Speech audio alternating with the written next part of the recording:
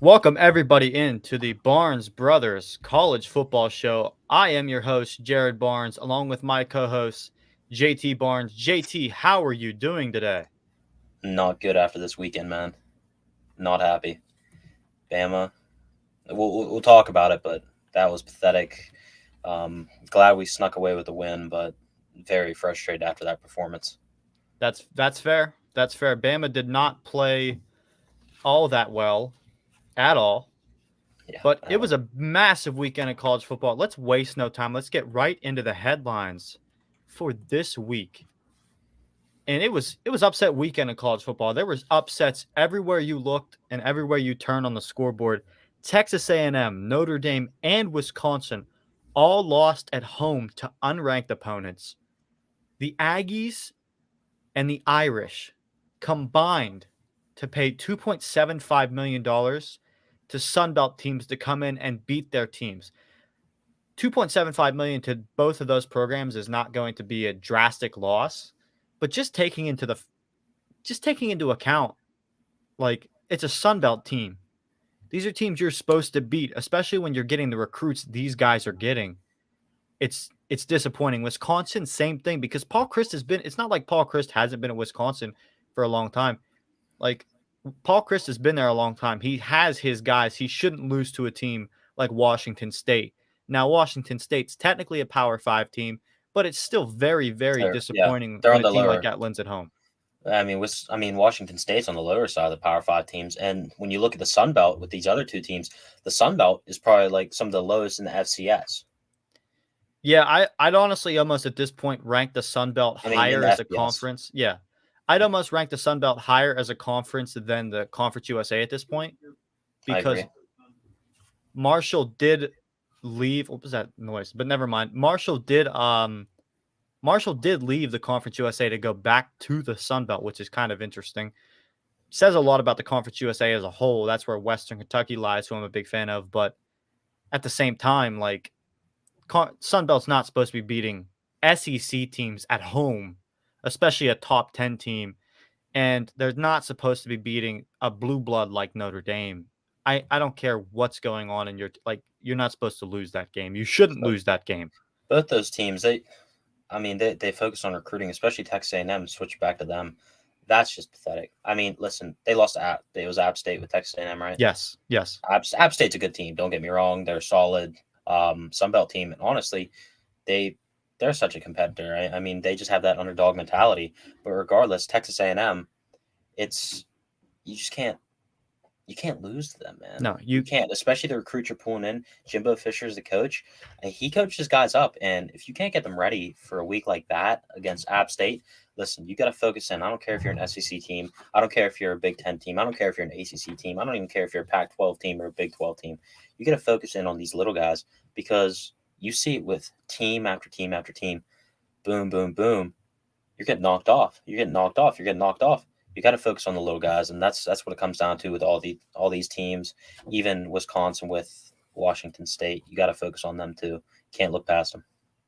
yeah, and it's just bad because, like, Texas A&M was supposed to be a team that's competing for a college football playoffs, and, like, you lose to a Sun Belt team, you're out. Yeah, Like, in my opinion, you're out.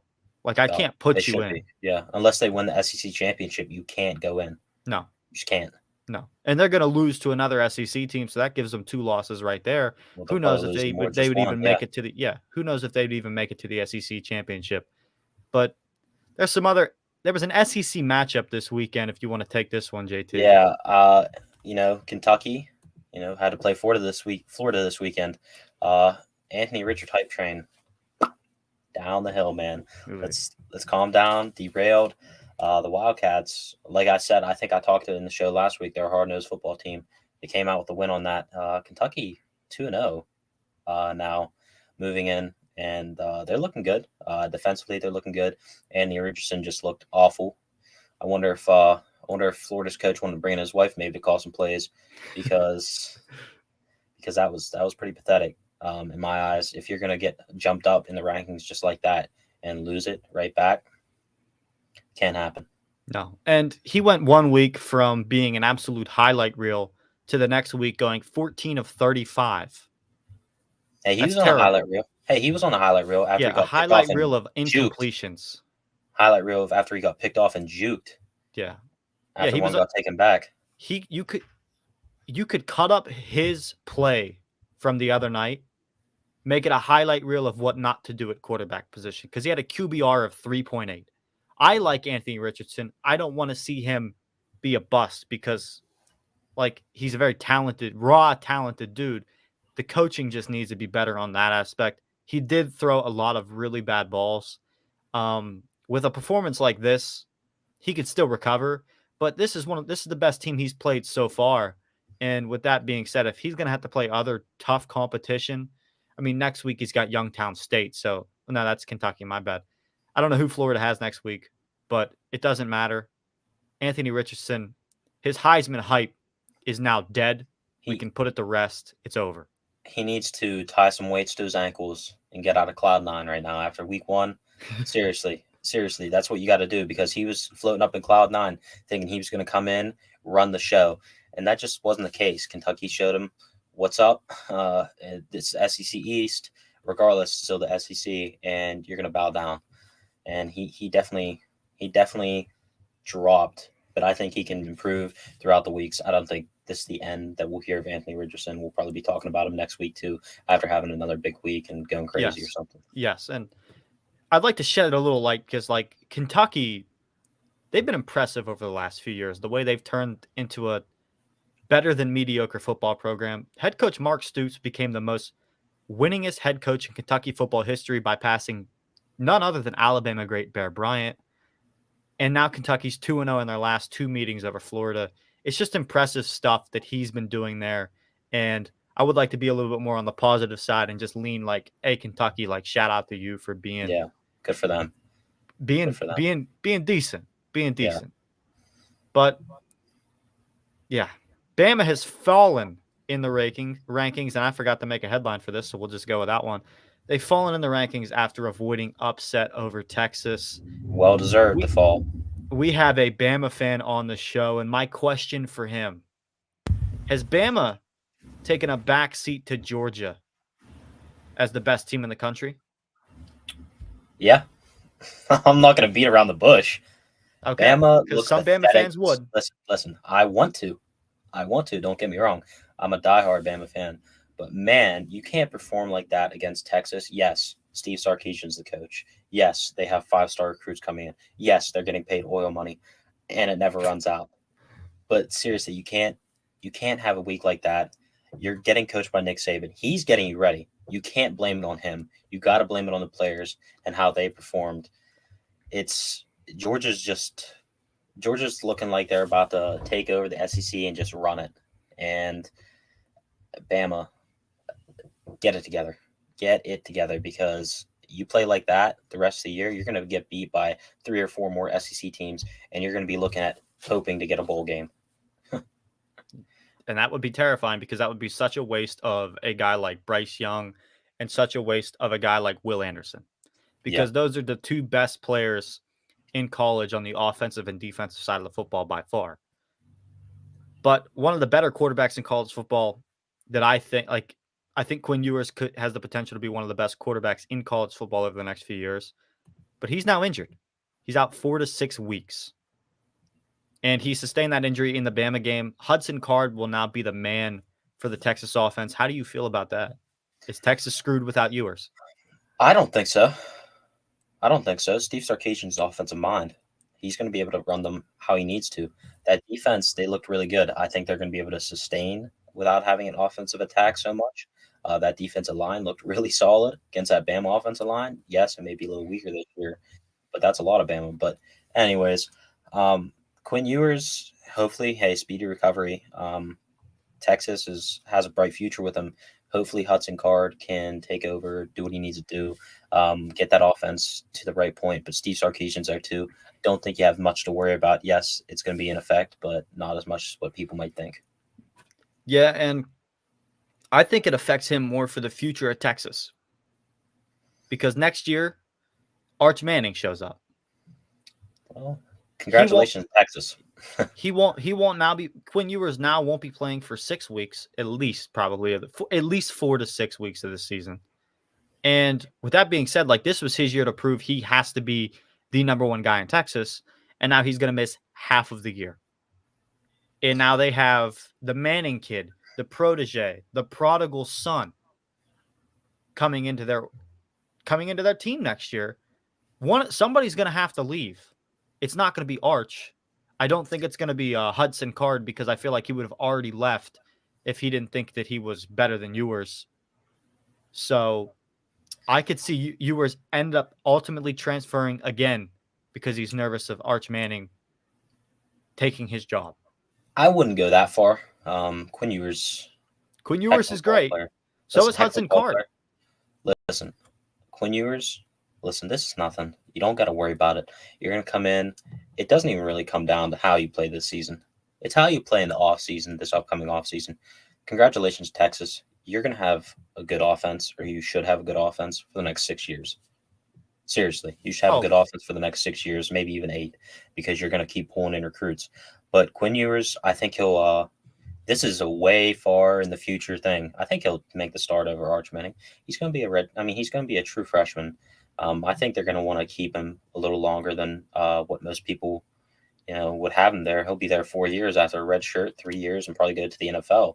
But Quinn Ewers is still young. Both guys are going to be competing, but I don't think this is really going to affect his sustainability at the quarterback position, how he's going to be playing into the upcoming season.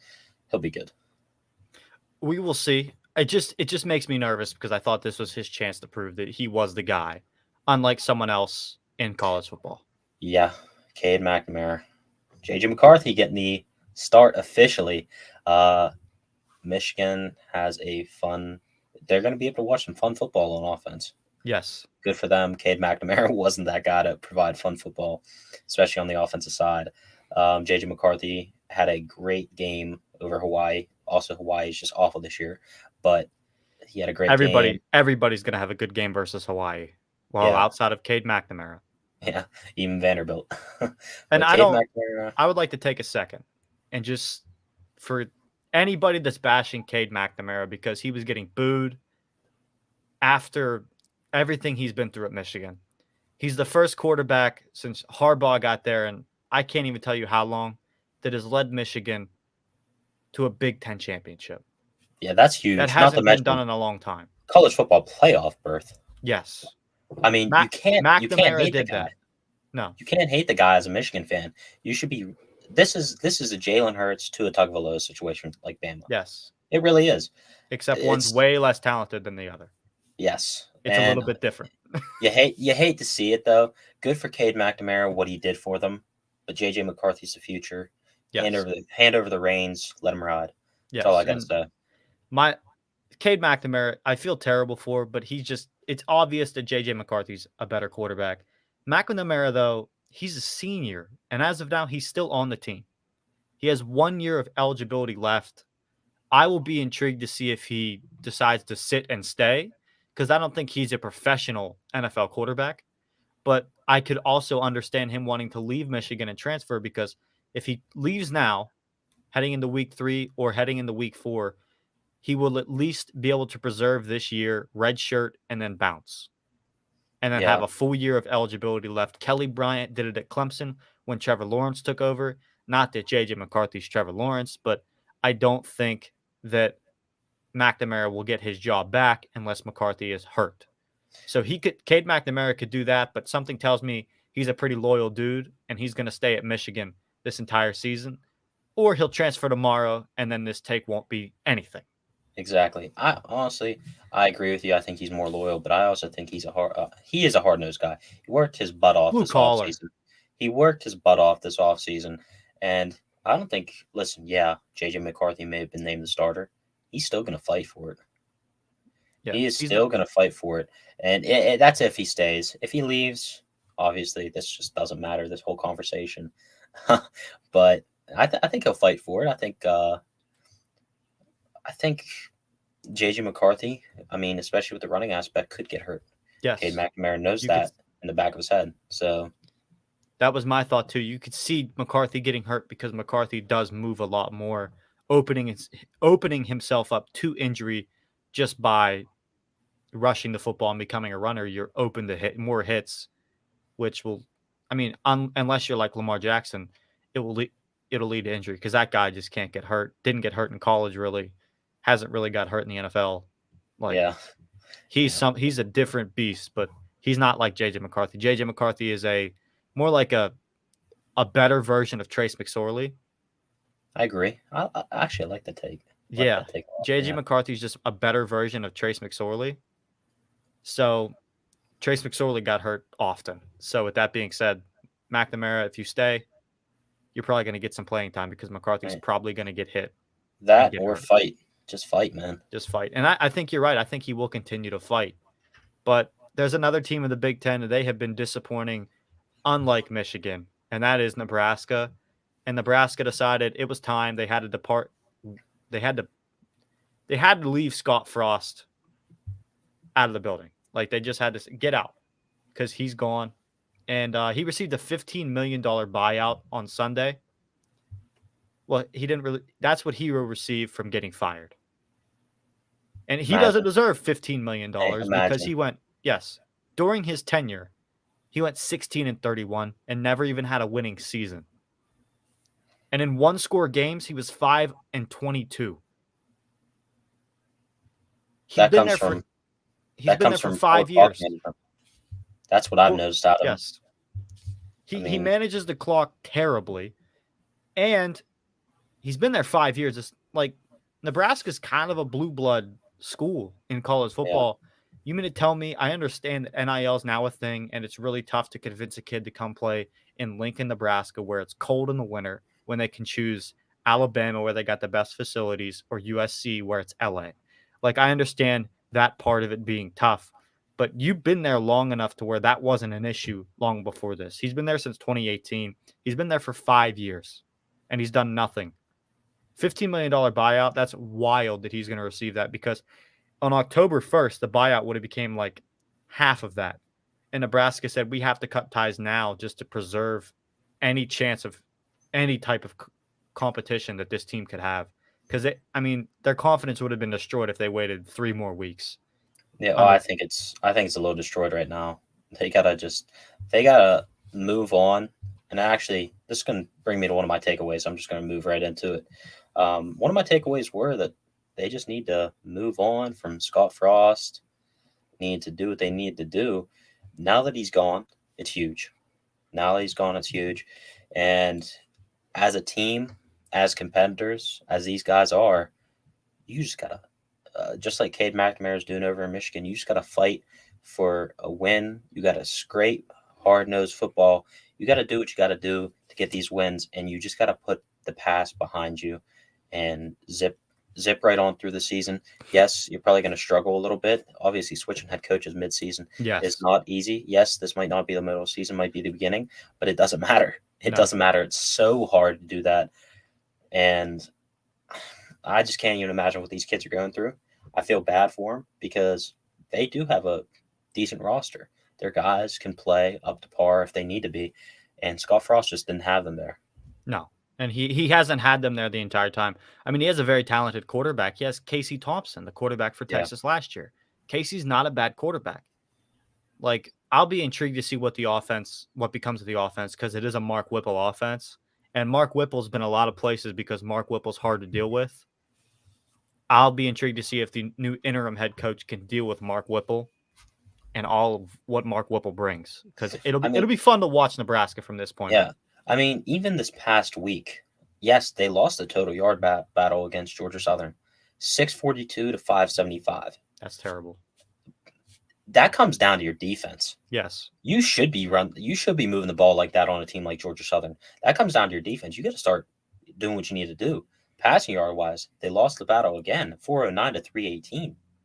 Rushing yards, they finally won a section here.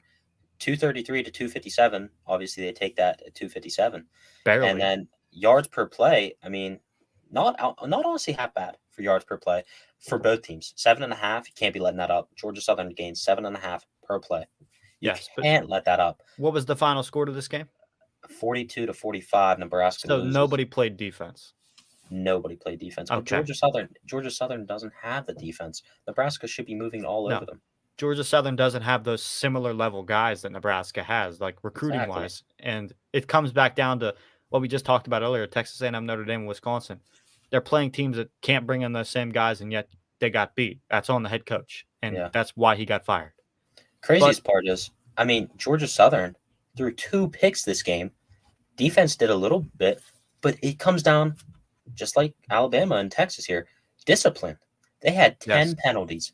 Nebraska had 10 penalties to Georgia Southern's 3, and they still lost the yardage battle by almost 100 yards, like closer to like 60, 70 yards. You just can't have that. No, But that's moving on from Nebraska, I'm going to go into another point. Notre Dame just isn't good. your takeaways. Are you going? Yeah, my takeaways. Yeah, I actually went into one of my takeaways there with Nebraska, with Scott Frost. But my takeaway is Notre Dame just isn't good, man. They really aren't. They played Marshall. Don't get me wrong. Marshall offense has been good for years. You know, I mean, I used to watch them and WKU almost at the end of every season fight it out for, who could score the most points. Basketball scores. Seriously. Seriously, they were like up in 60s and 70s. Yes. And that was crazy. But again, Notre Dame, play some defense. Marshall, yes, they have a good offense, but you lost the yardage battle by only like 13 yards. Still. Marshall did such a fantastic job defensively versus Notre Dame. Notre Dame doesn't have a very talented quarterback at all. Yeah. And I think they had 3 picks versus Notre Dame. Yep, 3 picks. And both quarterbacks just played absolutely awful. And Drew Pine didn't even get to play that long. Yeah. He played terrible. I mean, Notre Dame, their rush game, Marshall defense is not good. It's really not. You should be running the ball more than 130 yards. That's all they got. Yeah. Marshall run, Marshall pass, I believe in both, but more in the run game. They outrushed you 219 to 130. So, and they took the time possession away from you, but it was about split even, close to 30 minutes each. But you gotta Notre Dame they just aren't good. No. That's my takeaway there. And then moving on, my last one, Bama is struggling with speed and power. Focus on the speed here real quick. Wide receivers are looking slow. They can't beat those 5-star money recruited corners over there in Texas. And our corners are lackadaisical. They're looking up in the sky, maybe for some stars. I don't know what they're looking for, but they're just letting wide receivers run straight past them. I think it was at the end of the first quarter. I was watching it right before I went to work. I saw Quinn Ewers air one out and just absolutely, it was a beautiful ball, cooked the corner for Alabama. And it was a beautiful ball, beautiful play. But come on. You got to get another step on him. You're the one that's, closer to, it was a streak route. Seriously, they're lacking speed. They're also lacking the power in the run game. Look at the guys we've had. Derrick Henry, Najee Harris.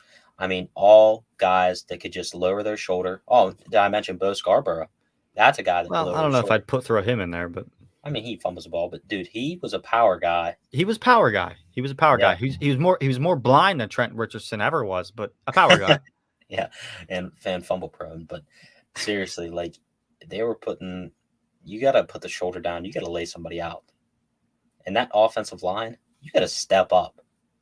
Let them know where it hangs. Seriously. You got to step up, and you just got to start dominating because these guys are good.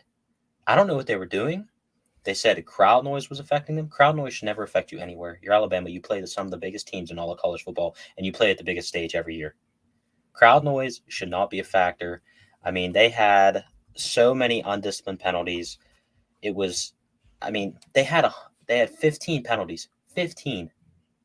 This is a Nick Saban coach Alabama team. 15 penalties that took away 100 yards. Talk about shooting yourself in the foot. You lost the first down battle. Big. Texas just drove all over you on that defense. Yes, you won 20-19, but you shouldn't be doing horns down at the end of the game after the performance you had. No, that was so disrespectful, especially when they had you dead to rights the whole game. They did. Yeah, if Bryce Young doesn't rip that, if anybody else's quarterback, like if let's say two, let's go back, let's put Tua right there for whatever reason. Let's say Tua or Talia. They're taking that sack. I don't know how you feel about Talia, but they're taking that sack. I'll tell you, Bryce definitely Young, taking that sack. Jalen Hurts probably not taking that sack because Jalen Hurts can power lift better than almost anybody in Oh you yeah, know anybody that ever was in college I football mean, really. state of Guy was a Texas champion. yes, yes, So and but Bryce Young sheds that tackler, runs for that, and puts them in field goal range and saves the game. yeah, Put the team on his back. And it was just very impressive. Without Bryce Young, they're not winning that game no, at all. And before not I get even into my close. takeaways, I'd just like to do a little quick shout out to my guy, Sports Dude Hines. He's a Marshall alum. He wanted to say that his upset versus Notre Dame was awesome. It was. Shout out, my dude. Been on his show before. He's a Cincinnati Bengals fan. How you feeling, bro? How you feeling? Man, wish I could have been down there at the Marshall Hall of Fame Cafe, man. Yeah, It was what a fun probably cafe. electric. What a fun cafe, dude. Oh Huntington, man, West that Virginia. Anytime we've been there, what, twice? It's a I've fun been there time. 3 or 4 times. Yeah, Yeah, it's it's a a fun fun time. time. Yeah, yeah. But my Marshall. takeaways for the weekend: Georgia are the best team in college football this year, by far. I love their offense. Stetson Bennett, very, very talented quarterback. Probably gonna be in New York towards the end of the season. Their tight might be ends, fantastic. might Their be coming home with defense, something too.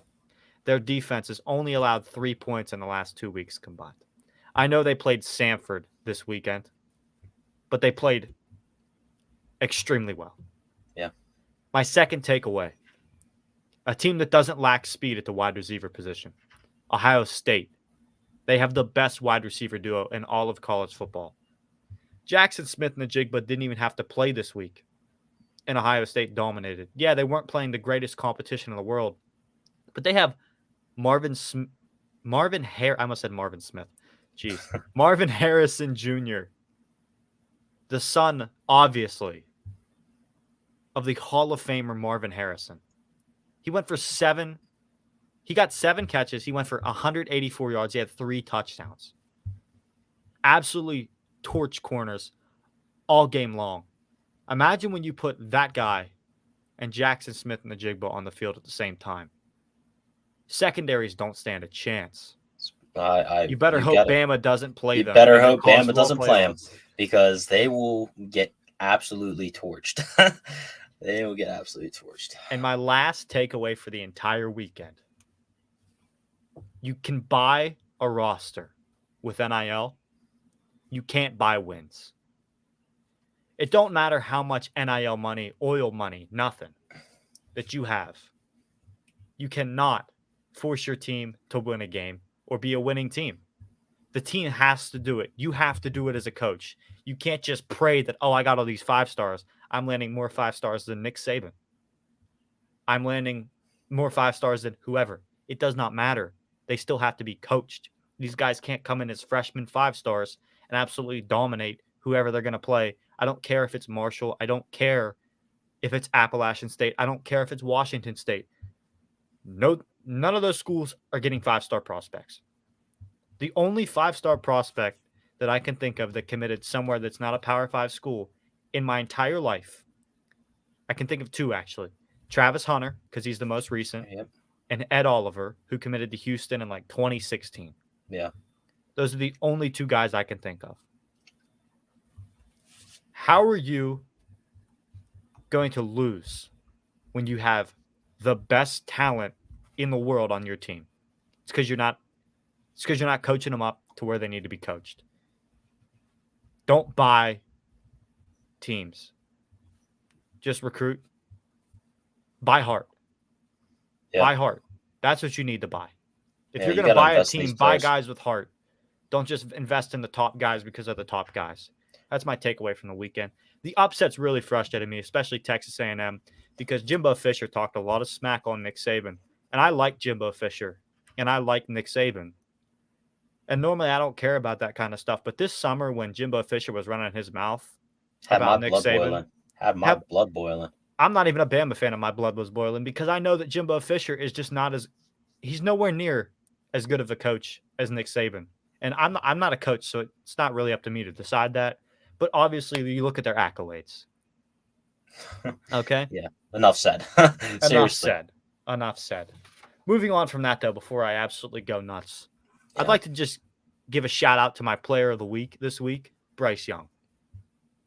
Bryce Young had a fantastic run on the final drive in the game versus Texas. I mentioned it earlier. It was a fantastic run, and it gave him. It honestly was that's a Heisman moment. That's a Heisman moment. This is why he won a Heisman Trophy already before. Yeah. Stuff like that proves why maybe he could win another one if he really wanted to, and why he's maybe the best quarterback in college football. Bryce Young, I'm a huge fan of him, and that's why he's my player of the week. My coach of the week, Charles Huff, the Marshall head football coach. Yeah, he's been talking a lot of trash to the media since he got his win. He said we could take on any of the Power 5 teams and feel like we could compete. All right, slow your roll. Notre Dame is maybe not as good as Bama, Georgia, Texas, Ole Miss. Like, I don't think you want to play any of those guys. But shout out to Charles Huff. Absolutely just getting maybe the biggest upset I can think of in the last few years in college Yeah, football. that was huge, man. That was Completely huge. unexpected. And Marcus Freeman now starts 0-3 in his career as a Notre Dame head coach. Yeah, and that drags your morale down, your team morale, the coaches' morale, the whole coaching staff, Yes. the campus alone. I mean, can't lose that game. No, not at all. Gonna step right into my player of the week. I got Drake May of North Carolina. He really has no one around him, No. but he is playing great football. I believe he leads all of college football in passing yards right He's now. had an extra week, though. He has had an extra week. Yeah, he has had an extra week, but he is leading them. This weekend went 19 of 24, almost 80% completion percentage. 2 TDs. He got 2 touchdowns on that. Yeah, he did throw a pick, but he led his team to a 35-28 win over Georgia State, who's now 0-2, who shouldn't even be competing with an ACC team like North Carolina. No. Yes, we talk about how Power 5 and FCS schools, they shouldn't be having this. It's true. It shouldn't happen. Lower FBS. Oh my goodness. Yeah, Lower Georgia FBS State, schools. Yeah. Lower FBS schools shouldn't be sitting here, coming in doing stuff like this to you. But hey, No. Good for him. He ended the week on 197 QB rating. So via ESPN. So good for him. Good week. Got to keep leading your team, man. It's your team. Got to run it. One of my coach of the week. A lot of people are going to be surprised because he lost. I got Steve Sarkisian coming in. Great week for him. I think that brings the morale up. Yes, they lost. Yes, it was to Bama. So you got to take that into consideration. Those boys are feeling a little confident over there. They got a little swagger. After, they beat Bama. They had Bama dead to rights. No, they beat them. Even though the scoreboard may say different, they beat them. There's no doubt about it in my mind. Man, I wanted to punch a hole in the wall when I was seeing these scores, because when I saw that we almost lost, I wanted to take a flight the next morning down to Tuscaloosa, meet with the team with Nick Saban, and just make these kids run all day. All day. Seriously, I was pretty ticked off, but good for Steve Sarkisian. Did really well this week. Discipline was a big thing. He definitely held his team accountable. Offensively, his starting quarterback went out, but they did really well in the pass game. Rushing, they need to get it up a little bit, but hey, good for them. Good job. Let's move on. You might win the Big 12 this year. Keep coaching, keep playing Oklahoma, like that. They got to beat Oklahoma first, though. That's it. But I can see Good them. luck with that, though. By the way, you don't see this often. Texas in the polls after losing. Yeah, they did. They moved up after losing. They moved into the polls after losing. An unranked team goes in to the next week after losing by 1 point to one of the best teams in college football. Good for them. Congratulations. Now, start pounding teams into the dirt and prove that, we're a good football team. That's all you got to do. Good for them, though. Congrats to them. But, man, was that disappointing by Bama. That's all I got to say. It was very disappointing. Nate had this to say: Texas is going to be so good when Arch comes over there. I agree. I agree. Absolutely agree. don't count out good old Quinn Ewers, man. Yeah. Don't count him out because hey, listen, people are hyping up Arch Manning. Yes, he might be one of the best quarterbacks in the class of 2023. What was Quinn Ewers in his class? One of the best. What was Hudson Card in his class? Exactly. One of the best. Exactly. So, hey, all these guys are going to be good. It's going to be fun to see what happens next year. I'm looking forward to it. That's a long way away from now, but it's going to be – listen, it's going to be fun. I mean, there's nothing – I'm just hoping these guys don't just start leaving. I hate it. The transfer portal has ruined college football in some scenarios and helped it out a lot, so I'm not going to completely hate on it. But I'm hoping, there's a fun fight down there. It's going to be really interesting. But both those – I don't know much about Arch Manning and how his, he hasn't been into the spotlight because he's still in high school. I mean, he is in the spotlight. The Manning family has helped him completely avoid the spotlight. Exactly. Like, I don't understand. Like, he gets a lot of hype, but you don't see him on social media. Nothing. Yeah, nothing out of Quinn Ewers. Quinn Ewers has a little bit of a snarky attitude to him. He gets mean. He gets mean, man. You can see it. Yeah, but he looks mean with that terrible beard he has. He needs to shave. But yeah, I agree. Hey, but he tries to have some more than you. All right. So I can't even grow facial hair, so at least he's got that. So me either. It's tough, man. But anyways, I'm gonna move on to my players that I've been following. Caleb Williams, Heisman odds, jumping up. Good for him. I think he went from a plus 800 to a plus 300 now. He went from plus 850. 850. Which, if you got him at plus 850, good for you because he's got a real good shot of actually taking home the trophy. Yeah. Because he's a Lincoln Riley quarterback. But, I mean, outside of that, the track record said if you're a Lincoln Riley quarterback, you have a good chance. 850 to 300 is what his odds jump for. So the payout for people that, I mean, if you don't understand betting odds at this point, what are you doing? So for every dollar you would bet at plus 850, you'd receive $8.50. So let's say you bet $10 on him to win it at 850. You get $85. I'd take that any day. Not bad. Right? I'd take it too. But now that it's plus 300, it's still like good odds. Like you're still getting him at good odds because he has a very high chance of winning it. But to get $85, you're going to have to bet a lot more. Yeah. Like you're going to have to bet like $30. That'll give you 90. Yeah, that'll give you 90. Yeah. Last week, by the way, I went back and watched. Your math was completely off. On what? You said how much C.J. Stroud gave his team for their, You said it was. I didn't say I was a math guy. I didn't say I was a math guy. I know. I'm just saying. It was not close. I didn't feel like correcting you then, but just wanted to let you know. You should have corrected me. I like when people correct me because I'm not good at math. Yeah, I'm okay. That's simple stuff. Don't talk about calc with me. I'm a big calculator guy. Yeah. Anyways, Caleb Williams this week, 20-27, 341 in the air, 4 TDs, 0 picks. Great numbers coming out of him. I think he had the highest rating via ESPN for this past week. But he's a dog. He's a dog. Into my second guy, 24-39, 376 through the air, 1 touchdown, 1 pick. Spencer Rattler. He's terrible. Playing a good Arkansas team. I think he played better than he did last week. A lot of people are just going to completely hate on him. I'm sick of the slander. He played a good Arkansas team. They lost by, I think 14, 44-30, something like that. He's very mediocre.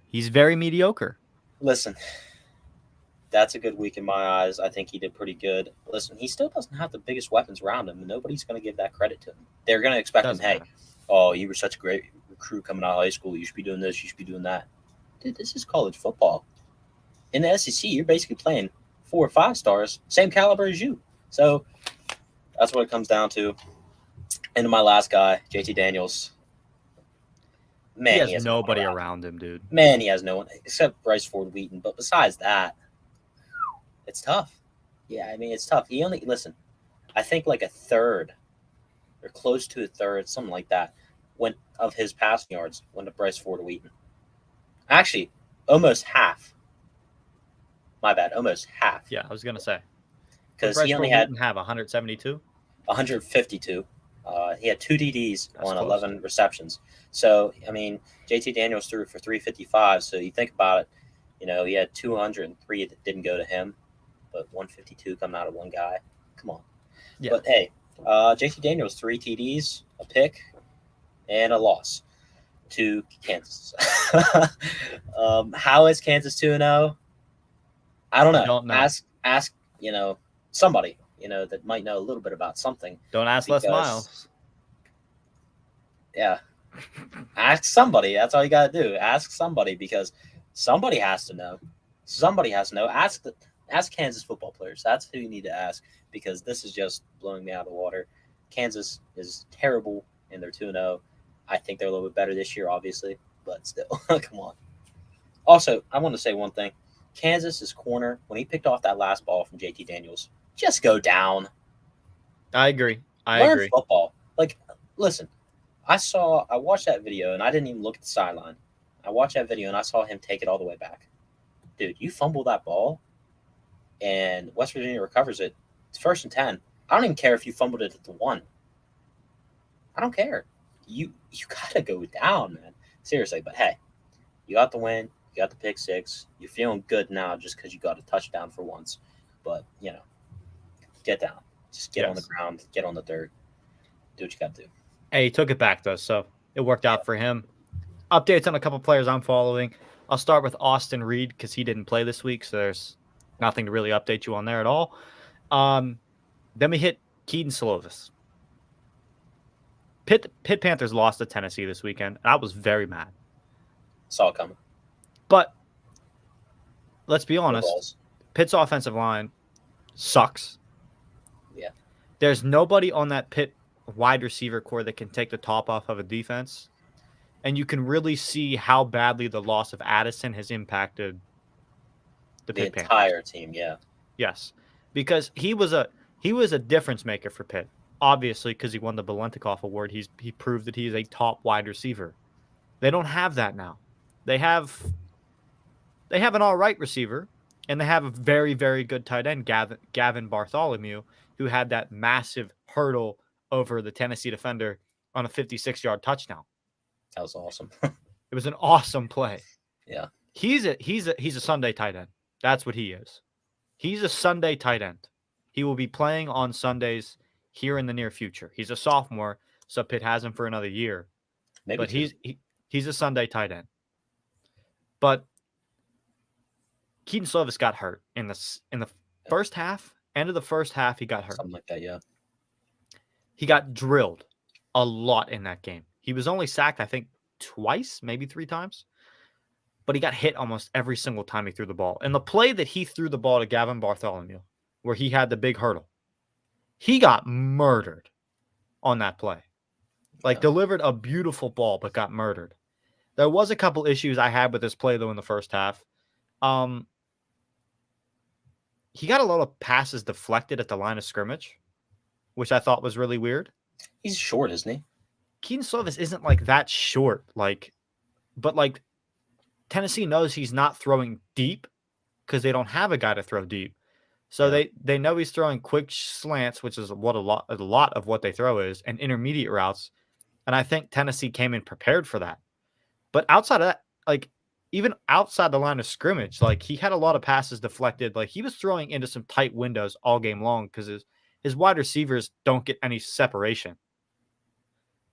But yeah, it's I didn't understand. I thought Pitt had a better shot. Slovis went 14 of 24, 195 yards, a touchdown and a pick. Gavin Bartholomew made the touchdown happen with that hurdle. Yeah. So I don't know how Pitt's day would have been if Bartholomew didn't get that touchdown. I don't know what I'd be saying about Slovis today because a lot of his yards were also on that play. The pick that happened with Slovis wasn't really his fault. It was just a great play by the Tennessee corner. But I was very disappointed with the Pitt's play as a whole on Saturday. Yeah, and then that brings defense. The defense was disappointing. Yeah. They've been disappointing 2 weeks in a row, and I'm expecting more disappointment all season long. They're going into Western Michigan this weekend, the team that they actually lost to last year, the one team they lost to outside of Michigan State in the bowl game. They shouldn't have. Yeah, they shouldn't have lost to Western Michigan. They probably would have been in the college football playoffs if they didn't. So I hope that they are able to go in this week. I hope that Slovis is healthy for that game, and I hope that Pitt slaughters them. I actually agree. I don't even like Pitt, even though I live, less than probably an hour from Yeah. the stadium. I would, Hey, I would like Pitt to just slaughter them so that they can get their revenge. But a guy that was in that game last year, Jordan Addison, he dominated this weekend again because he's one of the best receivers in college football. And he showed the world exactly what he can do and his versatility. He had 7 catches, 174 yards, and 2 touchdowns again this week. Not only did he impress the world, he impressed Jerry Rice because Jerry Rice's son is on the USC roster. Jerry Rice was in attendance. Jordan Addison, I believe it was either his screen touchdown that he took in or his long touchdown that he took in. They cut to Jerry Rice, and he pointed, and you can read Jerry Rice's lips, and he says, "That's that dude." Yeah. Jerry Rice knows a good wide receiver when he sees one. And with that being said, I trust Jerry Rice's scouting ability. Yeah, me too. With Addison. Yeah. Addison's a Sunday wide receiver. He'll be playing on Sundays, and I'll be excited to see it. But him and Caleb Williams have a chemistry that I wasn't expecting. Yeah. I was expecting Mario Williams to be more of the number 1 wide receiver there to start the season, and then Addison be it to end the season. But it's been the exact opposite. Yeah. Mario Williams, I think, had like 6 or 7 catches for 74 yards and a touchdown. But those two played together last year at Oklahoma. I thought they'd be clicking on all cylinders. But I think Caleb Williams can obviously see that Jordan Addison is a different dude. Yeah. Like Addison is obviously so much better than any receiver that Caleb Williams has played with. I think it helped, though, that they had a lot of off-season time together, not even just at USC. A lot of people, I feel like this was a big report. Jordan Addison was, in talks of, hey, I'm probably going to transfer, blah, blah, blah. He wasn't saying it. Other people were. They had a lot of work over there, workouts, everything over in Southern California. I think they're just it's like a puzzle piece, 2 corner pieces going together, and they're intertwined. Watch out, because USC is looking great. Micah Small had a comment. He wanted to say that Pitt versus Bama equals win to Pitt. Shout out, Micah. Doubt you, Micah. But Pitt versus Bama equals, I think, Bama, obviously. Pitt quarterback down, the Pitt defensive line. We get it. I could go on and on. Bama by 120. We had another great question though. Who do you guys think is the front runner for the new head coaching opening in Nebraska? Shout out Sam with that question. And I think there's only one guy you can really pursue. He won't take the job, obviously. But if they're not pursuing Urban Meyer, what are you doing? Yeah, I agree. But Urban Meyer would never do that. Yeah. There's a lot of things that I told you 2 years ago Urban Meyer wouldn't have done, and he did those in his chop house in Columbus, Ohio. But shout out Urban for completely destroying the Jacksonville Jaguars organization. Even though it was bad to begin with. I like that question a lot because I don't see them, obviously you don't see too many teams when a coach is gone, in the season, hire a guy and bring him in the season. They're going to go in-house right now, but I guess we'll see towards the end of the season, they're going to lean. It is early, so they could bring a guy in, but I don't think they'll bring a guy in, but in the search, I have no idea who they'd even bring in. Yeah, because truly, same thing with recruiting. Who wants to go to Bill O'Brien? I don't even know what the town is. I don't even know what the town is. Lincoln. Tell me what the town is. Lincoln? Exactly. That's what I'm saying. Who wants to go to Nebraska? Who wants to go to Nebraska? Seriously. Joe Paterno. What? So he could whoop Nebraska? No. Do you remember from the Joe Paterno documentary that HBO did? I don't know if you watched it or not. No, I didn't watch but the only thing he kept saying, it was about Jerry Sandusky, and the only thing he kept saying is, I got Nebraska on Saturday. Only thing he cared about. Didn't care about anything else. Hey, well, he's in the similar places. Nebraska. Nebraska during the winter, nice cold. Anyways, I'm just gonna keep moving on, man. Jeez, nice don't you dare disrespect Joe Pa. Hey, ever. He's no Bear Bryant. Listen, he is a great coach. He's no Bear Bryant. And he's no Nick Saban. Just saying. Disrespectful to the legend. And he's not who's that WVU coach back when Pat White and the boys were there? No, I'm talking like way back in the day. He coached a lot of places. Oh my goodness, he coached back when Ken was John there. Martrey. Yeah, Ken. I can't Oh my remember. goodness, I can't remember. I can't He's remember. one of the greatest coaches of all times. I don't know why I'm forgetting. I can't remember either. Yeah, but all right, yeah, we'll just move on. About to wrap this up. Yeah, games we're watching this weekend. Yeah, so this one's really not going to be that much fun for me to watch after, Georgia's going to absolutely wipe the floor with South Carolina. Spencer Rattler will probably get pulled, and, it's just going to be a bloodbath, in Georgia. Utter domination. Game. Yeah, it's just, there's not much going to come from this. But an exciting game, BYU at Oregon, that will be fun to see. I think BYU is actually going to handle the floor with Oregon really well. I think I think they're just going to mop the floor with Oregon. Yeah, truly. It's a game I'm looking forward to because for whatever reason, every time I come back to school, I go to Pensacola Christian College. For whatever reason, my Instagram reels and my TikTok think they need to force BYU content down my throat. Well, I mean, aren't they like some type of... They're Mormon. I don't know what the connection is with the algorithm where it's like, oh, this guy's at a Christian college. Let's just force Mormons and Christians Mormon football down his throat. Like, yeah. But because of that, I've kind of fallen in love with BYU's roster. I enjoy their quarterback. He's the first African American quarterback for the school's history, which is wild if you think about it. Yeah, that is pretty wild. But when you think about it, you got to be kind of Mormon to go there. And okay. Anyways, Utah's a very white state. Yeah. Pretty obvious there. But yeah, I think this would be an interesting game. Another not so interesting game. Personally, I don't think this is interesting. Don't know why I put it on here. USF versus Florida. I think I put it on there because Anthony Richardson. Obviously, I just said Trent. There's a lot of terrible games this weekend. Anthony Richardson's gonna have a great game. Enough said. I think he'll bounce back. Put the weights on your ankles, though. Get out of cloud nine. And he has to bounce back this week. If he doesn't, it's a bad look. Yeah. Well, let's put the wife in. Let's make some play calls. See if that works. Exactly. Hopefully. Hey, Billy Napier, let the wife call some plays this week, please.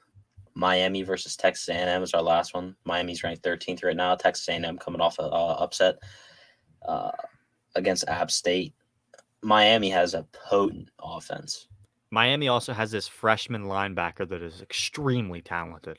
Yeah. He scares me because he runs. He's so fast and so quick, and he's picking up the game faster than I've seen a freshman on defense pick up the game. You don't see freshmen pick up. It's kind of scary, especially at the linebacker position. What he's been doing is scary. Yeah.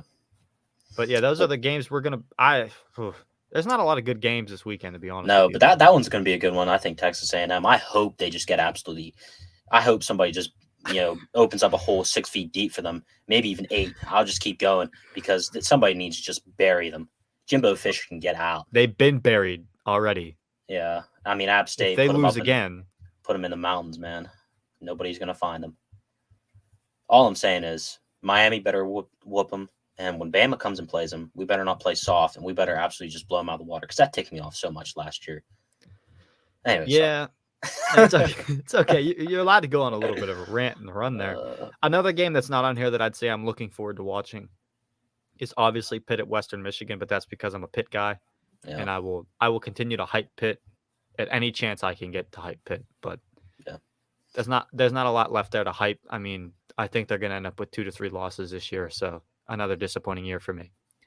Oh, and they're not going to win the SEC championship. Good thing for me, right? They're not in the SEC, so they can't. I mean, I said ACC. I said ACC. Okay, my bad. It sounded like you said SEC. Hey, good thing for me, right? I mean, I guess.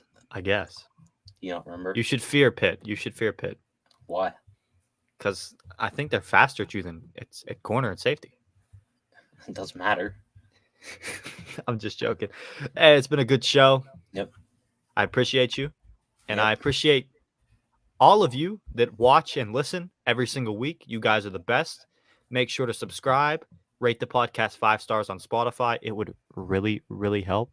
And make sure you follow it as well. Please. Please follow it on Spotify. Rate it 5 stars. I think this week on Spotify it will be a video podcast because I just found out that I can do that. Seriously, didn't know about that. Yeah, I But think I did it for my other show because I wanted to upload the file real quick and I downloaded this video and thought it was audio. Uploaded it and found out that I can do video podcasts on Spotify now. So it's pretty I'll cool. try and see if I can do it with this show too. And then you'll have video there. But watch the video on YouTube and still download the podcast. And Yeah, mark it as played. do everything. Do both.